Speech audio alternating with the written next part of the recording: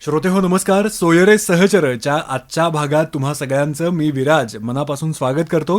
आपल्याबरोबर आहेत सारंग आणि वेदांत. तुम्हा दोघांचंही आजच्या भागात पुन्हा एकदा खूप मनापासून स्वागत. थँक्यू. येस, आपण खूप वेगवेगळ्या विषयांवरती बोलतो आहोत आणि खूप महत्त्वाच्या विषयांवरती सुद्धा बोलतो आहोत. गेल्या भागामध्ये आपण वॅक्सिनेशन का आणि कसं गरजेचं आहे याबद्दलची सगळी चर्चा केली आणि त्याबद्दल खरंच खूप महत्त्वाच्या विषयांना तुम्ही हात घातला होतात. अनेक गैरसमज असतात लोकांच्या मनात, ते या भागाच्या निमित्ताने तुम्ही नक्कीच दूर केले असं म्हणायला हरकत नाही. आज आपण एका वेगळ्या विषयावरती बोलणार आहोत. कुठला विषय आहे सारंगाच? एक सर्वात महत्वाचं आणि हॉट टॉपिक ज्याला आम्ही म्हणतो, हां, रेबीज. रेबीज. म्हणजे त्याचं फॅक्ट्स काय, त्याचे म्हणजे गैरसमज कुठले कुठले, चुकीच्या समजुती किंवा कान गोष्टी केल्यावर जी चुकीची माहिती लोकांमध्ये आहे, ज्यांनी संभ्रम आणि जास्ती करून पॅनिक क्रिएट होतो, बरोबर, ह्याच्यावरती आज सखोल चर्चा करणं वा. गरजेचं आहे. नक्कीच नक्कीच. सो एक तर म्हणजे जे कॉमन गैरसमज असतो तो म्हणजे रेबीज, एखादं कुत्र्याचं, मांजराचं किंवा कुठल्याही प्राण्याचं नख लागलं, मला खरचटलं हा. की मला रेबीज झाला, हे गैरसमज आहे. हां, दुसरं म्हणजे मला आठवड्यातून साधारण 10 ते 15 कॉल्स येतात तळेगावमधूनच अच्छा, की आमच्या गल्लीतलं कुत्रं पिसाळलंय. बर. आणि हे गेले 3 वर्ष होते. दर आठवड्याला 10 ते 15 कॉल येतात. बापरे. जेव्हा खोदून खोदून विचारतो तेव्हा कळतं की कारणं काय आहेत किंवा नक्की सिम्पटम्स काय आहेत. हा. कुत्रं खूप भुंकतंय, गाड्यांच्या मागे पळतंय. ही दुसरी एक मिसकन्सेप्शन आहे की कुत्रं भुंकतंय, गाड्यांच्या मागे पळतंय म्हणजे त्याला रेबीज झालं, पिसाळले. हे जगाच्या पाठीवर कुठे गेला तरी हेच दिसेल. It is a animal behaviour. कुठेही गेले तुम्हाला हेच सिम्पटम्स आणि फिनॉमिना दिसणार. बरोबर. सो ह्याच्यामध्ये मला एक सर्वात महत्वाचा मुद्दा क्लिअर करायचा आहे, तो म्हणजे रेबीज होतो कसा.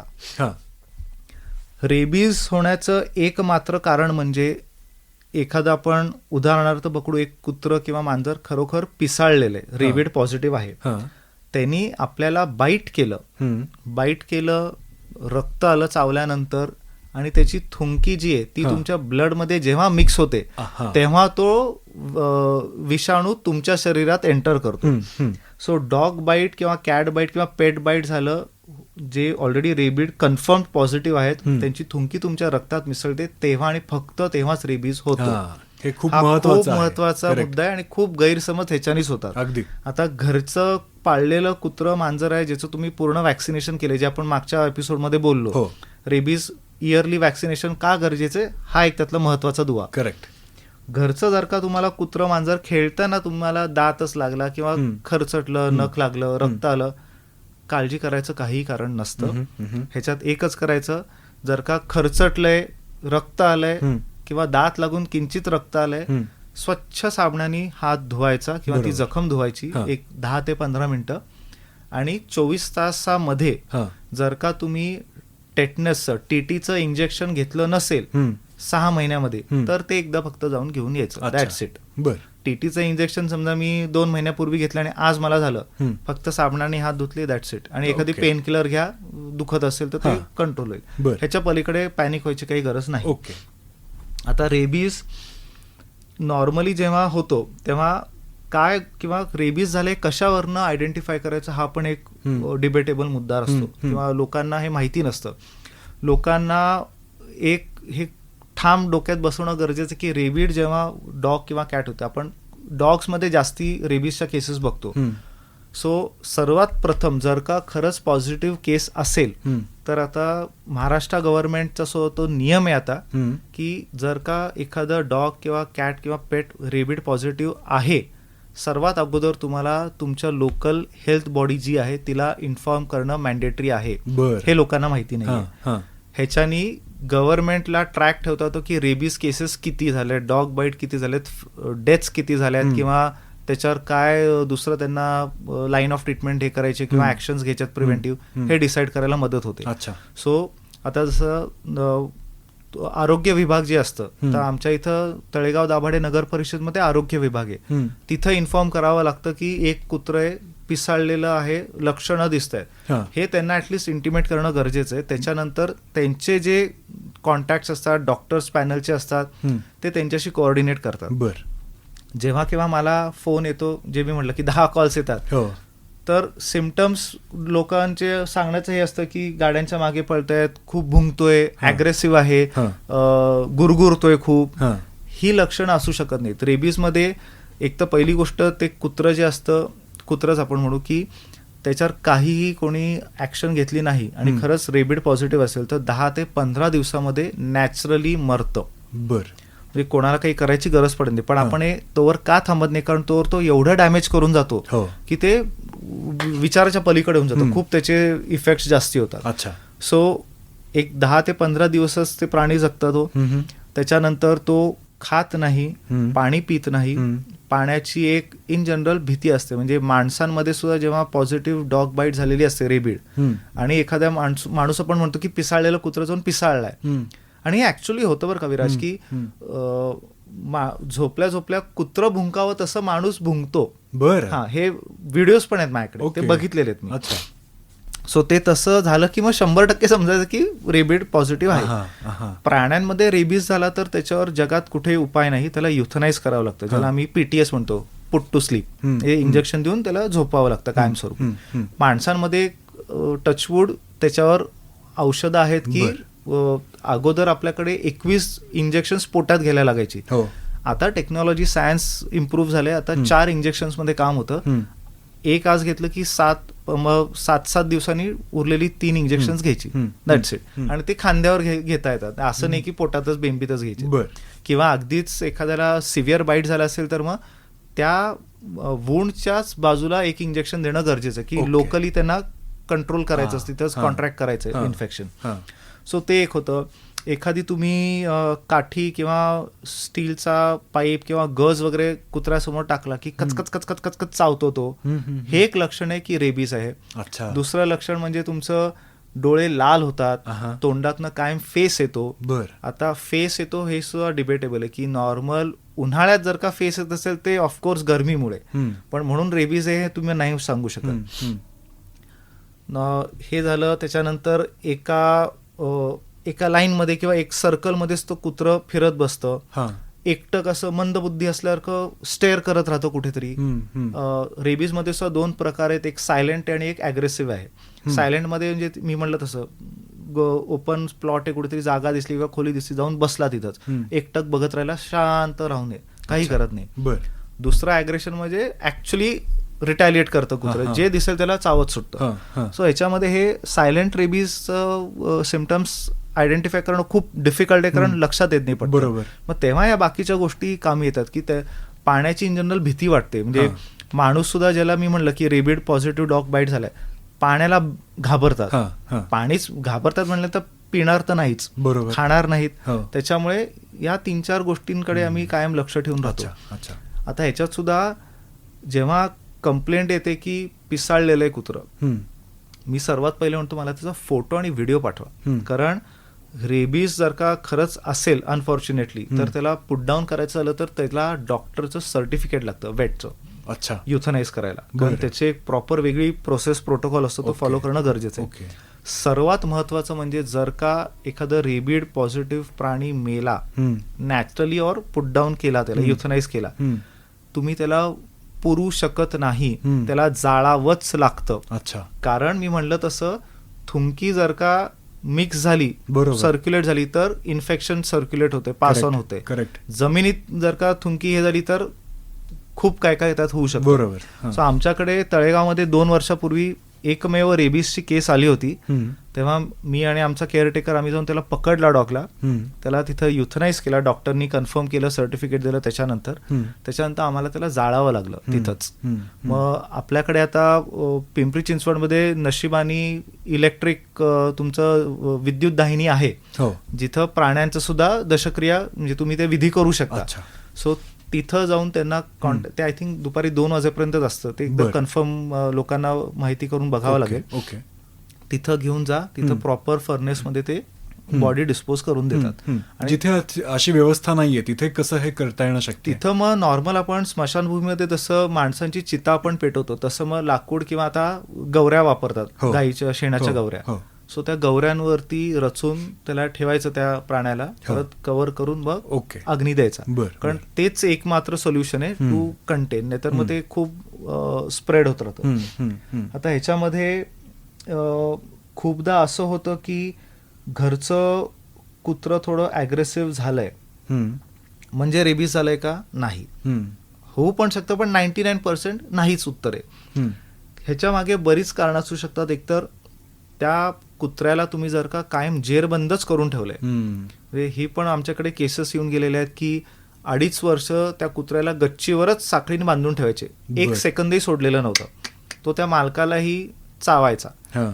त्याला मग रेबीज लसीकरण करायला आमची टीम गेली होती, त्याला घरीच रेबीज वॅक्सिन दिलं हम्म, प्रिव्हेंटिव्ह. हम्म. त्याच्यानंतर जेव्हा अजून चौकशी केली तेव्हा कळलं की तो स्टरलाइज नाहीये, न्यूटर्ड नाहीये कुत्रा, म्हणजे निर्बीजीकरण झालं नाहीये. हम्म. त्याच्यामुळे ते ॲग्रेशन त्याच्यात वाढत गेलं. बरोबर. कारण ते दर 6 महिन्यांनी फिमेल हिटवर यायची, बाहेरची गेटच्या बाहेर असायची फिमेल, ती हो, हिटवर यायची, हो. हा ॲग्रेसिव्ह व्हायचा. करेक्ट. सो मग जसं त्याचं आम्ही न्यूटरला घेऊन आलो सेंटरला, स्टरलाइज केलं, केजमध्ये त्याला बिना साखळीचं बिना पट्ट्याचं मोकळं सोडलं होतं. 8 फुटी केज आहे, त्याच्यामुळे माणूस झोपेल एवढी जागा होती. तर तिथं त्याला फ्रीडम मिळालं. आणि मग बाकी आम्ही जे पॅशन म्हणजे त्याचं ॲग्रेशन अँझायटी कमी करायला जे नॉर्मल टॉनिक्स देतो ते डेली चालू ठेवले. डे 5 नंतर जेव्हा त्याला रिलीज केलं, टिल डेट तो कुत्र्याला आता बांधत नाही, तो गल्लीमध्ये मोकळा फिरतो, सगळ्यांशी खेळतो, उड्या मारतो, शेपट्या हलवतो. हा एकदम इम्पॅक्ट झाला. म्हणजे अगेन तुम्हाला ते आयडेंटिफाय करणं गरजेचं की ॲग्रेशन कशामुळे होतंय. बरोबर. किंवा काही याचे जे ब्रीड स्पेसिफिकली डॉग्स आहेत, ते जे ट्रेंड असतात, त्यांच्या खाण्याच्या वेळा पण ठराविक असतात. याच वेळेला खायला दिलं पाहिजे, नाहीतर ते अटॅक करतातच वेळ चुकली की. सो ते तुम्हाला बघणं गरजेचं आहे की त्यांचं बॉडी क्लॉक कसं आहे ते तुम्हाला समजणं गरजेचं आहे ॲज अ पेट पॅरेंट. दुसरी गोष्ट असू शकतं ते म्हणजे नॉर्मली ॲटलिस्ट आम्ही स्ट्रीट डॉग्सचं जे बघतो, मॅगेट्स, आळ्या ज्या किडे जे होतात, ते नॉर्मली व्हायची ठिकाणं म्हणजे एक तर कानाच्या खालच्या बाजूला, मानेवर किंवा डोक्यावरती. बर. हे का होतं? कारण अगेन तो कुत्रा स्वतः ऑपरेटेड नाहीये, स्टरलाइज नाहीये, त्याच्यामुळे मेटिंगमुळे डॉगची जी भांडणं होतात, करेक्ट, चावतात, जखमा होतात आणि मग माशा बसून आळ्या होतात. ह्याचं सगळ्याचं root cause is sterilisation. Okay. आणि हे पण एक महत्वाचं कारण आहे आम्ही का फोकस जास्ती निर्बीजीकरणावरती ठेवतो ह्याच्यासाठीच. सो जेव्हा आळ्या होतात, आता आपल्यालाही जर का पाठीवरती काही जखम झाली असेल, आपल्याला हात पोचत नाही, आपली चिडचिड किती होते. करेक्ट. त्याचप्रमाणे कुत्र्याला जर का मानेवरती जिथं त्याचा पाय पोचू शकत नाही किंवा जीभ पोचू शकत नाही चाटायला, तिथं आळ्या झाल्या, आणि आळ्या म्हणजे त्या एवढ्या भयंकर असतात मॅगेट्स की 3-4 दिवसामध्ये फक्त तुमचा सापळा उरतो. बापरे. इंच खाऊन टाकतात.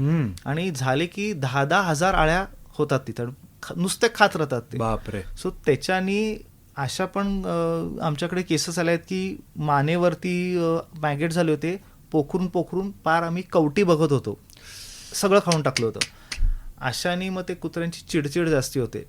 सो जेव्हा आम्हाला हे फोन येतात, जिवंत असतात अशा अवस्थेमध्ये, वळवळ किती अनॉइंग ते आणि इरिटेटिंग होतं, ते पेन खूप होतं त्याच्यामध्ये. कारण तुम्हाला साधं आपल्याला सुई बोचली की दुखतं, हे म्हणजे 10,000 तोंड चावतायत तुम्हाला आतमध्ये, ते खूप भयानक परिस्थिती होते. तर तेव्हा जेव्हा मला कॉल्स येतात, मी पहिले हेच विचारतो की जखम कुठे झाली का कुत्र्याला. बरेचदा म्हणतात हा कानातनं रक्त येतंय, म्हटलं तिथं आळ्या दिसत आहेत का, आणि मॅगेट्स झाले ते कशावर ओळखायचं, दुर्गंधी येते खूप. बर. जवळ गेला तरी खूप घाण दुर्गंधी येते, ब्लिडिंग होत राहतं, म्हणजे ब्लड लॉस पण होतोच प्लस पेन पण आहे. सो ते जर का असेल तर आम्ही मग तिथं रूल आउट करतो की हे नाहीये. बर. सगळ्यांपेक्षाही सर्वात महत्वाचं इंडिकेशन कुठलं, तुमच्याकडे कितीही ॲग्रेसिव्ह डॉग असेल आणि समजा तो डॉग एखाद्या डॉगच्या बाजूला आहे आणि हे डॉग पिसाळलेला आहे पॉझिटिव्ह, कुठलंही कुत्रं त्याच्या जवळ येत नाही. कितीही ॲग्रेसिव्ह डॉग तुमचा असेल तरी तो शेपूट घालून पळत सुटणार म्हणजे सुटणार. बर बर. हे माझे कायम एक काय म्हणतो आपण FAQs काइंड ऑफ आहेत जे मी बनवून ठेवलेत की पिसाळलेल्या कुत्र्याचा फोन आला की या गोष्टी कन्फर्म करा. ओके. कितीही अग्रेसिव्ह डॉग असेल, अगदी सेंट बर्नार्ड जरी असेल आणि 2 महिन्याचं पिल्लू पिसाळलेलं असेल ना, सेंट बर्नार्ड घाबरून त्याच्यापासून लांब पळतो. बर.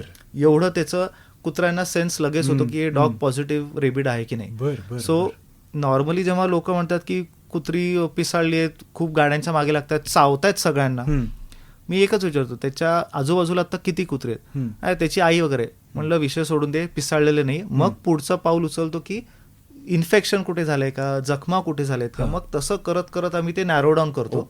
आणि मग जिथं आम्हाला कन्फर्म होतं की बाबा मॅगेट आहे किंवा ह्याला साधं नॉर्मल फीवर असेल किंवा पोटामध्ये काही आजार असेल, कॅन्सर असेल, ट्युमर असेल आतमध्ये, किंवा हर्निया पण डॉग्स पेट्समध्ये असतो, तो काही बस्ट वगैरे झाला असेल तर त्याच्यामुळे पेनमध्ये ते तसं हे करतायत, किंवा खायला मिळालेलं नाहीये, किंवा लोक पण इतकी आपल्याकडे शहाणी आहेत की खायला द्यायच्या नादानी बोलवतात आणि मारतात त्यांना. म्हणजे again it is physical abuse, animal abuse. So त्याच्यामुळे सुद्धा ते चिडचिडेपणा कुत्र्यांमध्ये, प्राण्यांमध्ये होऊ शकतो.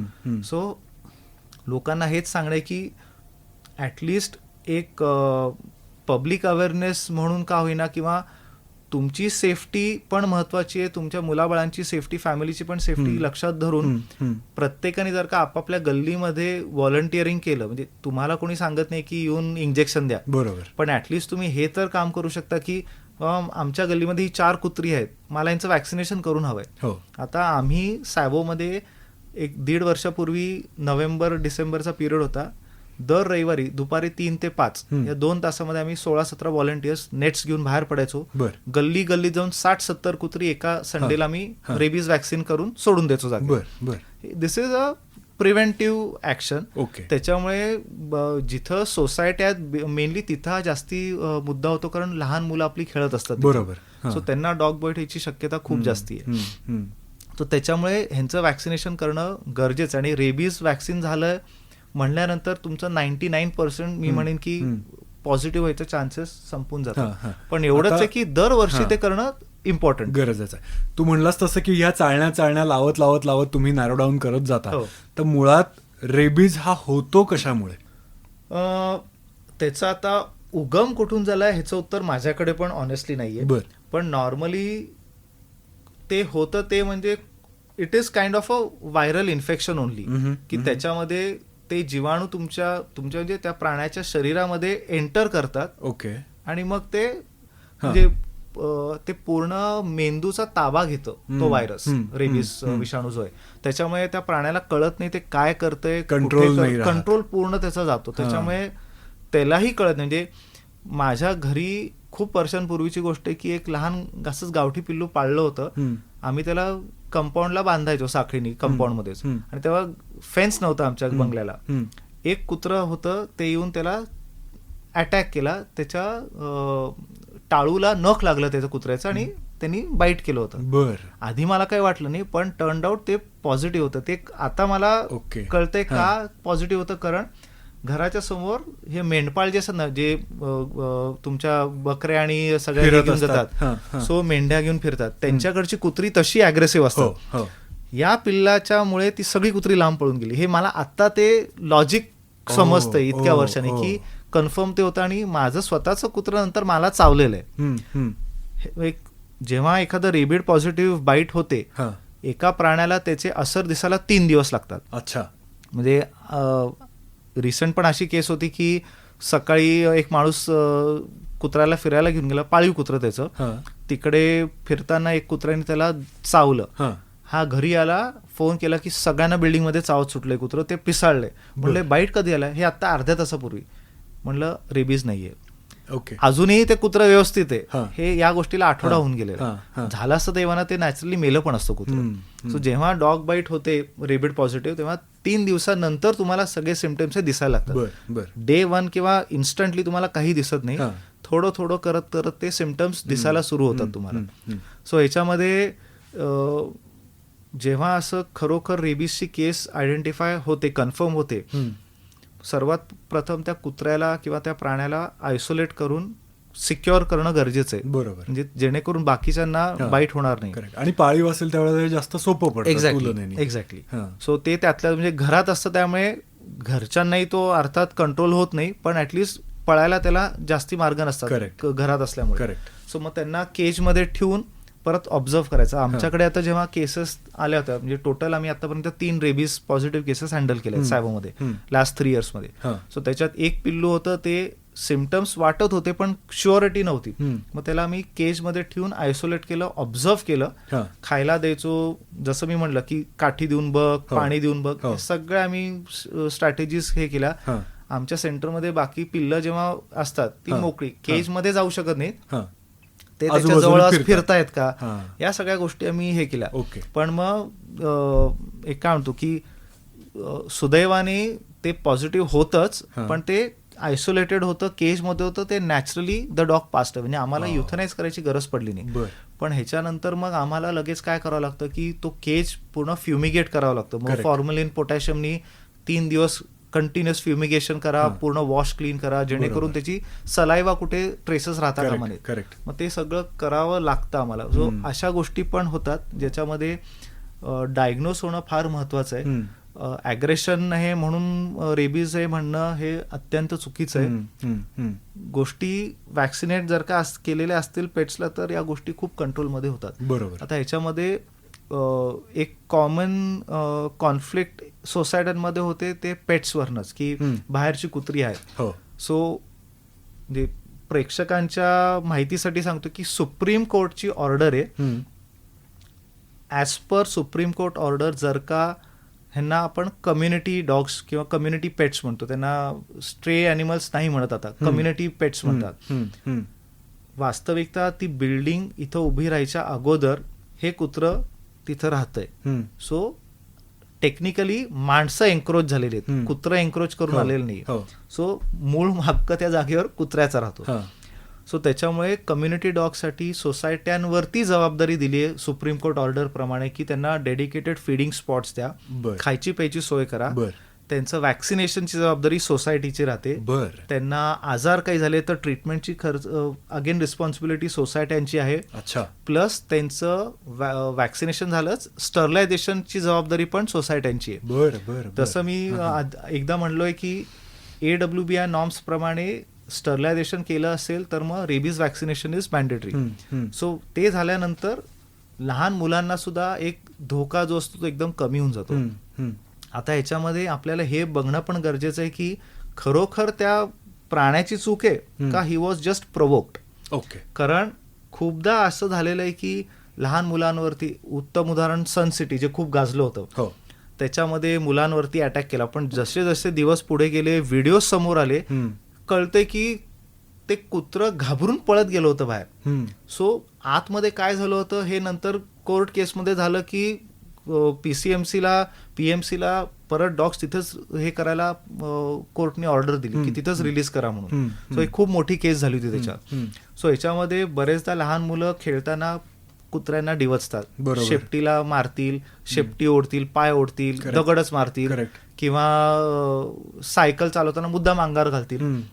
ह्याच्यावरनं जी नंतर ऍक्शन कुत्रं घेतं that is just action to their reaction to your action. Correct. So त्याच्यामुळे मग हे पण आपल्याला पहिले एक फेअर ट्रायल देणं गरजेचं आहे ह्यांना पण, की खरोखर आपल्या मुलांनी पहिले काही केलं होतं, प्रोवोक केलं होतं म्हणून त्यांनी अटॅक केलाय. अनेकदा व्हिडिओज आपण बघतो की कुत्रं रस्त्याने चाललंय, इथून कोणीतरी आलं, दगड मारला आणि ते कुत्रं येऊन त्याला बाईट केलं. किंवा एखादं एक माणूस, हा पण आता रिसेंट व्हिडिओ बघितला होता, 2 व्हीलरवरनं समोरून एक जण येत होता, इथून एक जण चाललाय, त्यांनी या कुत्र्याला दगड मारला, त्याच्यापासून वाचायला ते कुत्रं पलीकडे पळत गेलं, रोड क्रॉस झाला, त्या गाडीच्या समोर आलं, तो बाईकवाला पडला. पण हे जर का CCTV फुटेज नसतं तर हे कुत्र्यांनी बाईट केले हाच पब्लिसिटी स्टंट झाला असतं. बरोबर. सो ह्याच्यासाठी एक फेअरली या गोष्टीकडे बघण्याची खूप गरज आहे की आपणच त्यांना आधी त्रास दिलेला आहे का हे पाहणं गरजेचं आहे. जेव्हा खूप सोसायट्यांच्या तक्रार येतात, आम्ही त्यांना काय म्हणतो की मला CCTVचा एव्हिडन्स दाखवा. करेक्ट. कारण उद्या जरीही पोलीस केस तुम्ही लाग कराल, ॲनिमल क्रुएल्टी ॲक्टमध्ये असे काही प्रोव्हिजन्स आहेत की पोलीस तुम्हाला ह्याच्यामध्ये सपोर्ट नाही करणार. त्यांना कायदा स्वतः माहिती आहे. BNSचे इतके सेक्शन्स आता स्ट्रॉंग झालेले आहेत की प्राण्यांचे हक्क पण आता खूप जास्ती प्रमाणावरती इम्प्रूव्ह झालेले आहेत. बरोबर. त्याच्यामुळे कोणी सहजासहजी आता पटकन चुकीचा प्रकार करू शकत नाही. आत्ताचं एक खूप रिसेंट पुण्यात चर्चेचं उदाहरण होतं ते म्हणजे एका लॅब्राडॉरला फास लावला होता.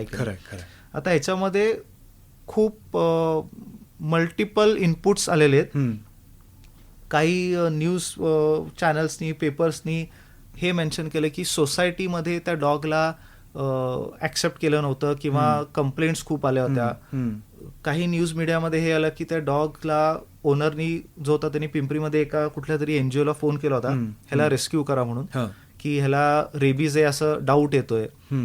पण रेबीज आहे हे मी जसं मगाशी म्हणलं की लक्षणं काय आहेत हे महत्वाचं आहे. बरोबर. फक्त तुम्हाला सोसायटीमधून ऑब्जेक्शन होतंय किंवा इररिस्पेक्टिव्ह तुम्ही भाड्याने राहताय किंवा मालकीचं घर आहे तुमचं, तुमच्याकडे जर का पेट असेल आणि जर का तुम्ही त्याचं वॅक्सिनेशन अप टू डेट ठेवलंय, त्याचं स्टरलायझेशन केलेलं आहे, त्याला तुम्ही खाली फिरायला घेऊन जाताना त्याची पॉटी असेल ती उचलताय तुम्ही स्वतःहून न सांगता कोणी, किंवा मग लिफ्टमध्ये समजा जाते तर मजल लावून जाताय म्हणजे बाकी को पॅसेंजर्सला रिस्क राहत नाही. बरोबर. हे जर का तुम्ही सगळं करताय तर आय डोंट थिंक की सुप्रीम कोर्टच्या वर कुठलाही तुमचं सोसायटीचं चेअरमॅन येतो किंवा पोलीस कोणी येऊ शकत नाही. त्याच्यामुळे राईट्स आहेत, तुम्ही फक्त माहिती नसल्या कारणाने तुम्ही ही ऍक्शन घेतली. आता या केसमध्ये पिरंगुट मधला जो किस्सा होता त्याच्यामध्ये सुद्धा खूप एक दुर्दैवी हे होतं, ते इन्सिडेंट होता की म्हणजे असं माझं मत आहे की मे बी तो जो मुलगा होता he was a animal lover, पण जस्ट बिकॉज सोसायटीमधनं आपण एक गृहीत धरू की तेच कारण होतं, सोसायटीमधनं खूप त्यांना टॉर्चर म्हणजे अजून एक रिसेंट मुंबईमधली केस जे कुडाळकर सरांनी आत्ता शेअर केली होती, त्या फीडर्सला मारहाण केलेली आहे, फिजिकली मारलेलं आहे आईला आणि त्याच्या मुलाला. का तर ते कॉलनीतल्या म्हणजे बिल्डिंग मधल्या कुत्र्यांना खायला घालतात म्हणून. सो असं जर का टॉर्चर केलं जात असेल, शिवीगाळ केली जात असेल, अभद्र भाषेमध्ये टोमणे मारले जात असतील, मे बी त्याच्यामुळे म्हणजे त्याच्या आईला मे बी कोणी बोललं असेल किंवा फॅमिलीला बोललं असेल म्हणून आउट ऑफ केअर त्यांनी पहिले एनजीओजला रिच आउट केलं. पण जोवर एनजीओज फक्त कॉल घ्यायलाच बसलेले नाहीत, प्रत्येकाला त्यांच्या जबाबदाऱ्या असतात, कामं असतात, सेंटरला काही असू शकतं किंवा दुसरी रेस्क्यू केस असेल. सो तिथं जर का ते एंगेज असतील, ट्रान्सपोर्टेशन एक आपल्याकडे खूप महत्वाचा मिसिंग फॅक्टर आहे की ॲनिमल ॲम्ब्युलन्स ॲज सच मटकन मिळत नाहीत. मग ज्यांची ॲम्ब्युलन्स आहे त्यांची वेळ, ते कुठेतरी रेस्क्यूला गेले असेल, मग ती ॲम्ब्युलन्स आल्यानंतर तुमच्याकडे येऊ, ह्याच्यात जो वेळ गेला होता त्याच्यामध्ये काय झालं असेल ते त्यालाच माहिती. त्याच्यामुळे मग ही टूक दॅट एक्स्ट्रीम स्टेप की कुत्र्याला फासावर लावलं. हे अतिशय वाईट होतं, गळफास लावून टाकला त्या कुत्र्याला आणि वर परत त्या एनजीओला फोन केला की येऊ नका, मी मारून टाकले त्याला. सो पोलीस केस झाली ह्याच्यावरती, म्हणजे कोर्टामध्ये केस गेली ती आता, म्हणजे 428-29 त्याच्यावरती लावलं, विच इज म्हणजे खुनाचाच खटला आता त्याच्यावर बसलाय. सो आता त्याच्यावर ऍक्शन घेतली जाईल. पण हे त्याचं आउटपुट होऊच शकत नाही की निश्चितपणे अगदीच जरी आपण ती सेकंड न्यूज जर का कन्सिडर केली की रेबीजची लक्षण दिसत आहेत, जरी रेबीज असेल तरी ह्युमन वेज आहेत ज्यांनी तुम्ही त्याला हँडल करू शकता, की त्याला पुट डाऊन करायचंय किंवा युथनाइज करायचंय. करेक्ट. सो तुम्ही असं करू शकत नाही. म्हणजे अगोदर जेव्हा आपल्याकडे एवढं टेक्नॉलॉजी, मेडिसिन, सायन्स एवढं डेव्हलप नव्हतं तेव्हा अनेकदा बघितलं की दगडांनी फेकून ठेचून मारले, काठ्यांनी डोक्यात मारून कुत्र्यांना मारलेले. हे तेव्हाही रादर मी म्हणेन की चुकीचं होतं, पण तेव्हा दुसरे पर्याय लोकांकडे नव्हते. आता आपल्याकडे जर का एवढं डेव्हलपमेंट झालेली आहे तर वाय नॉट यूज इट. तुम्ही साधं एका एनजीओला फोन करा, तुमच्या परीने सोसायटीत जर का एक घटना घडली असेल तर तुमची एखादी क्लब हाऊस असतं म्हणा किंवा मीटर रूम असते, पंप हाऊस असतं किंवा एखादं क्लब हाऊस असतं, तिथं ते कुत्रा समजा गेलं असेल, दारं खिडक्या लावून घ्या, त्याला तिथे कर्टेल करा, जेणेकरून एनजीओ किंवा डॉग कॅचर्स जे येतात, स्पेशलिस्ट लोक, ते तिथं त्यांना कॅच करतील. बरोबर. आता रेबीजचं अजून एक छान हे सांगेन मी एक्झाम्पल इज, एखादं कुत्रं रेबीड पॉझिटिव्ह असेल, तुम्ही यू केलं, इतकं छान शेपटी हलवतं असं जवळ येतं, जसं ते रेंजमध्ये येतं केला अटॅक.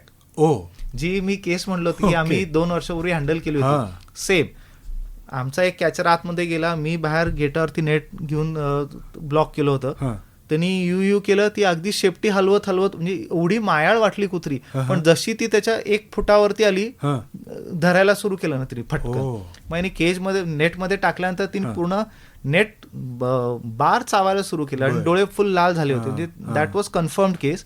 ते व्हिडिओ आम्ही लगेच डॉक्टरांना पाठवले. सो या गोष्टी पण होतात. त्यामुळे विषाची परीक्षा कधी घ्यायची नाही. बरोबर. आपली सेफ्टी पण तेवढीच महत्वाची आहे. Absolutely. आमच्या सेंटरमध्ये सगळ्यांचं रेबीज वॅक्सिन प्रिव्हेंटिव्ह तेवढ्यासाठी आम्ही दरवर्षी करतो.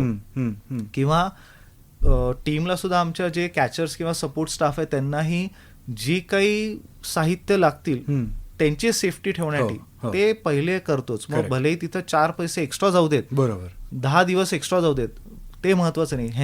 ह्यांचा जीव महत्वाचा आहे. हे व्यवस्थित राहिले तर ते पुढे यांची सेवा करू शकतात. त्याच्यामुळे पॅनिक न होणं हे सर्वात महत्वाचं आहे आणि त्याच्या मागची कारणं ओळखणं गरजेचं. तर गाड्यांच्या मागे कुत्री पळतात ह्याच्यात भरपूर डिबेट झालेले आहेत. काहींचं असं पण लॉजिक असतं की एखाद्या फिमेलचं म्हणजे डिलिव्हरी झाली, पिल्लं रस्त्यावर फिरताना एखाद्या 4 व्हीलरनी XYZ ब्रँडच्या गाडीच्या खाली चिरडली गेली, बरोबर, काहीतरी ते तिच्या डोक्यात असतं आणि ती मग प्रत्येक 4 व्हीलरच्या मागे धावते. बरोबर. खूप लॉजिक्स हे पण आहेत की टेरिटरी रिलेटेड ते होतं. करेक्ट. की आता तू ऑब्झर्व मे बी केलं असेल की तुझी समजा 2 व्हीलर तू बिल्डिंगच्या इथे लावली, मेल येतात आणि शू करून जातात. That is just to mark the territory. ही टॅग करतात गाडी ही माझ्या गल्लीतली आहे. तू त्या गल्लीमध्ये 50 वेळा कुठलंही कुत्रं मागे लागत नाही, कारण तो वास त्यांना लांबणं येतो. करेक्ट. हीच गाडी घेऊन तू दुसऱ्या गल्लीत जा, 50 कुत्री तिकडे लगेच मागे लागतात. बरोबर. तर तो त्यांना वास येतो, असं त्यांना वाटतं की एक नवीन प्राणी आपल्या टेरिटरीत घुसलाय. सो टेरिटरी वॉरफेअर ते होतं. बरोबर. जे नॉर्मली आपण इव्हन टायगर्स मध्ये पण बघतो की ते झाडावरती युरिनेट करतात to mark their territory. Correct. So ते तसं होतं. आणि नॉर्मली हे सांगणं सोपं आहे, करणं थोडं डिफिकल्ट जातं की कुत्रं 2 व्हीलरच्या मागे लागलं, आपण अजून जोरात पळवतो, ते अजून जोरात मागे लागतं. हे कॉमन होतं. गाडी स्लो डाऊन करणं महत्त्वाचं. स्लो डाऊन करा किंवा जागेवर थांबा तुम्ही. ते कुत्रं तिथं थांबतं, युटर्न मारून निघून जातं. बरोबर. पण हे करणं तेवढंच रिस्की आहे. नाही थांबलं म्हणजे काय, तो एक प्रॉब्लेम होतो.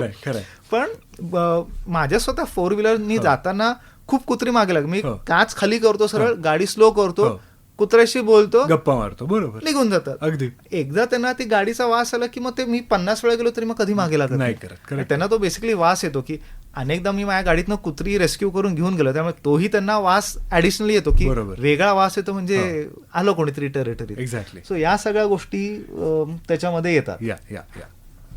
अजून एक आपण काय करू शकतो याच्यात की जर का कुत्रा मागा लागला तर आपण बेसिकली जेव्हा कुत्र्याला बोलवतो, स्ट्रे डॉग्सला आपण वेगळ्या वेगळ्या सिटी मारतो, आवाज करतो, तसा एक पळताना पण मागं गाडीच्या मागं लागताना पण आपण 1-2दा आवाज दिला ना कुत्र्याला, तर कुत्र्याला कळतं की बाबा हे फ्रेंडली आहेत, आपलीच लोक आहेत, तर ते थांबतात त्यावेळेस पण.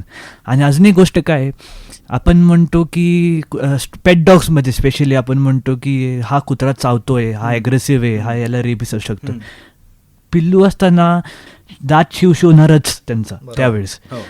तर आपण यूट्यूब करू शकतो, DIY टेक्निक्स आहेत, पैसे खर्च करायची गरज नाही, घरच्या घरी करू शकतो. आणि तेच याच प्रकारे आपण काय करायचं, मी सिम्पली सांगतो, तुम्हाला गार्ड डॉग पाहिजे, तुम्ही या कुत्र्याला तुम्ही वेळ आली की ट्रेन करून घ्या, स्वतः करू नका. हे रिस्की फॅक्टर आहे, काय काही लोकांना नॉलेज नसते आणि ते आपल्याच घरच्यांनाच चावत बसतं ते. तर त्यापेक्षा तुम्ही काय करा, पहिले 1 ते 6 महिन्यामध्ये कुत्र्याला जेवढं तुमचे मित्राचे कुत्रा असू द्या सगळ्यांसोबत सोशलाइज करून घ्या त्याला, तर तो सुपर फ्रेंडली राहील. तर ह्यामध्ये ॲग्रेशन राहणार नाही. तर हा एक सिम्पटम राहिला की तो रेबीस आहे किंवा तो ॲग्रेसिव्ह कुत्रा हे राहणार नाही. त्याच्यानंतर 6 महिने झाले की पिल्लू करायचं असेल तुम्ही करून घ्या किंवा स्टॅरलाइज करून घ्या. मग अजून एक गोष्ट की हा कुत्रा ॲग्रेसिव्ह आहे कारण की मीटिंग झाला नाही त्याचं, हा एक गोष्ट कट होत होतं. पण रिस्क घेऊ नका, स्वतःहून कुत्र्याला गार्ड डॉग करू नका, मारू नका. तुम्ही पेट पॅरेंट आहे, तुम्हाला माहिती असायला पाहिजे तुमच्या मुलासारखं, हा तुम्हाला कुत्र्याबद्दल पण माहिती असायला पाहिजे की काय केलं तर कुत्रा चावणार. तुम्ही जसं पोरा बाळांना मोठं करतात तसंच हा आपला कुत्रा पण आहे, तुम्ही त्याला मारून मोठा केलं तर तुम्हाला चावणार, तुम्ही त्याला लाडाने मायेने मोठं केलं तर तुमच्यासोबत चांगलं राहणार, त्याच्यासारखं मित्र तुम्हाला भेटणार नाही. तर काळजीपूर्वक राहा, विचार करून घ्या जो तुम्ही डिसिजन घेताय ते. खूप खूप धन्यवाद दोघांनाही, सारंग आणि वेदांत. या भागामध्ये सुद्धा खूप गैरसमज खरं तर असतात, त्याचं निरसन झालं असं आपण म्हणायला हरकत नाही. पुन्हा भेटूयात श्रोते हो सोयरे सहचर या मालिकेच्या पुढच्या भागात. तोपर्यंत मी विराज, सारंग आणि वेदांत या दोघांसोबत आज इथेच निरोप घेतो. नमस्कार.